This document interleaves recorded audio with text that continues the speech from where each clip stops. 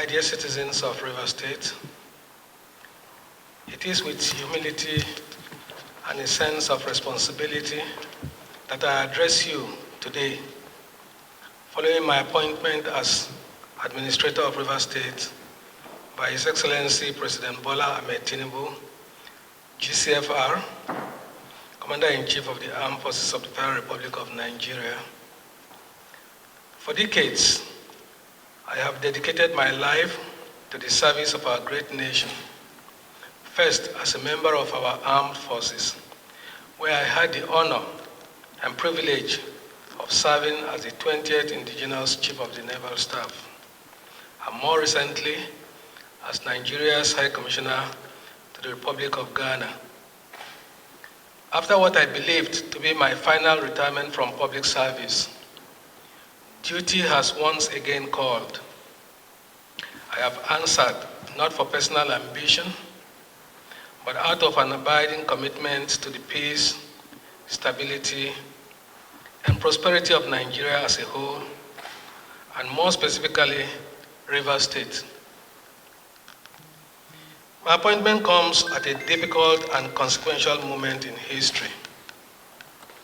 The political impasse of nearly 2 years in River State has paralyzed governance, desecrated democratic institutions, threatened security, and undermined the economic and social fabric of the state.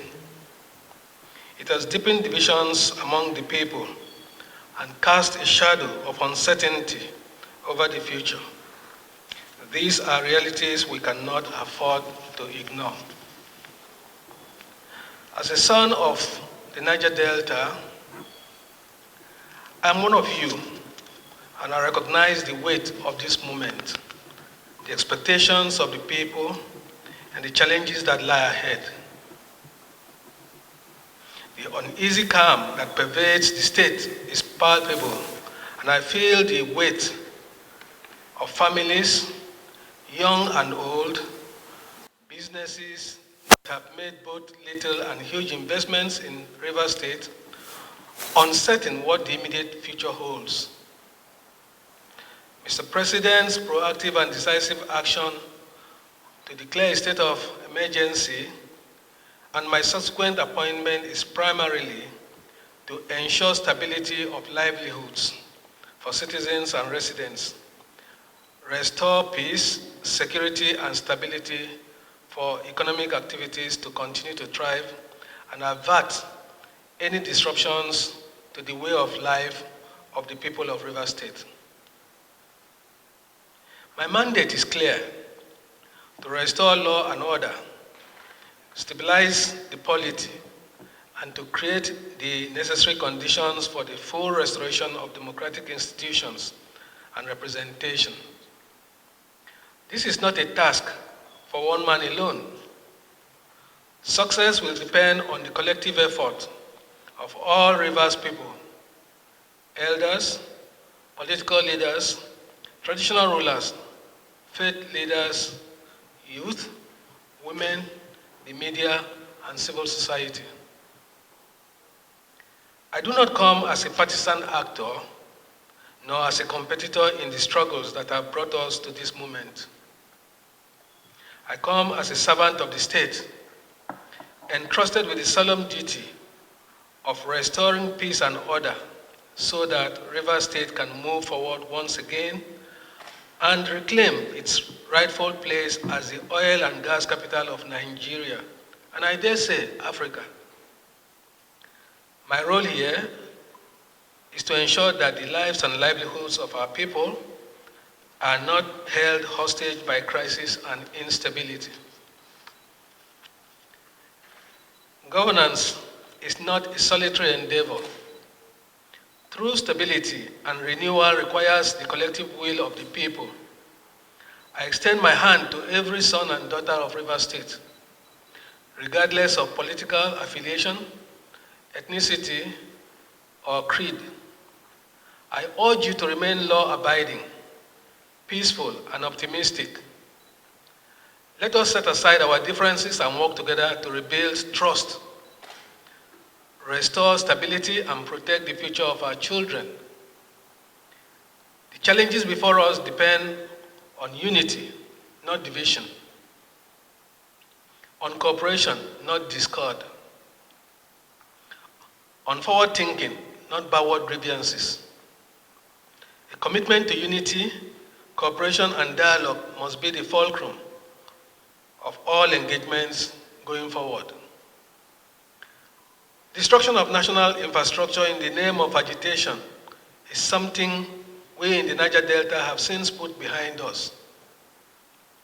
Through collective engagements, our people have become more aware of the collateral damage that comes with it. Not only does it deprive government enough resources to provide necessary critical infrastructure and services, the damage to the environment has left vast areas of the Niger Delta extensively devastated, affecting the health and livelihoods of our people. We must resist the temptation to return to those ugly days. Dialogue and honest engagement has proven time and time again as a veritable tool for resolving differences and conflicts of any kind. Let me be clear. Under my leadership, civil liberties and fundamental human rights will be respected and protected. The rule of law will remain sacrosanct. However, those who seek to sabotage the social or economic stability of Rivers State and national infrastructure and institutions within the state, or who attempt to disrupt the peace for selfish and destructive ends, will find no tolerance for their actions.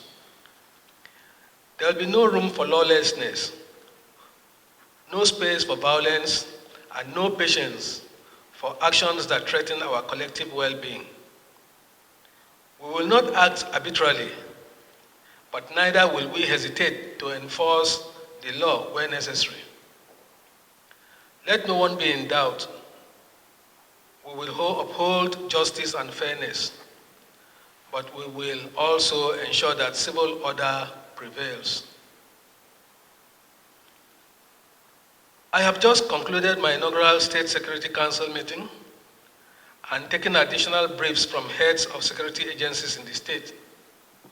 I have noted the various reports, initiatives, and concerns, some of which I have given clear directives on specific actions.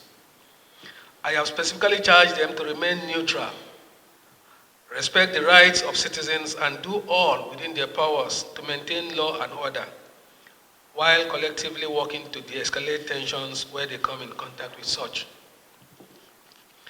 In the coming days, we will move with deliberate speed to articulate a pragmatic roadmap for the next 6 months to ensure that every government bureaucracy is properly functioning. Agencies providing services to citizens and residents are doing so and engage stakeholders as mandated by Mr. President.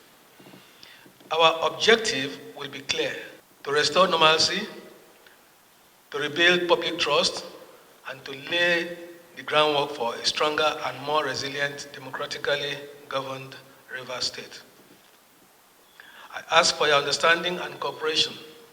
Above all, I ask for your faith in the possibility of a better future, one built on peace, stability, and shared progress. I want to thank Mr. President most sincerely for the confidence reposed in me and for entrusting my humble self with this delicate national assignment. Worthy of thanks are the leadership and members of the 10th National Assembly who have graciously approved Mr. President's state of emergency proclamation for Rivers State. The approval gives full effect for my appointment as administrator of Rivers State. I will draw on my training, knowledge, experience, and dedication to ensure that the essence of this historic decision is achieved. I will have to work closely with the National Assembly under the guidance of Mr. President.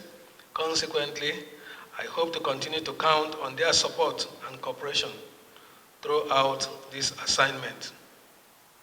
While abiding faith in God, together we will overcome these challenges. Together, we will restore the dignity and the greatness of the Garden City, Rivers State. May God help us in this onerous task. May God bless Rivers State, and may God bless the Federal Republic of Nigeria.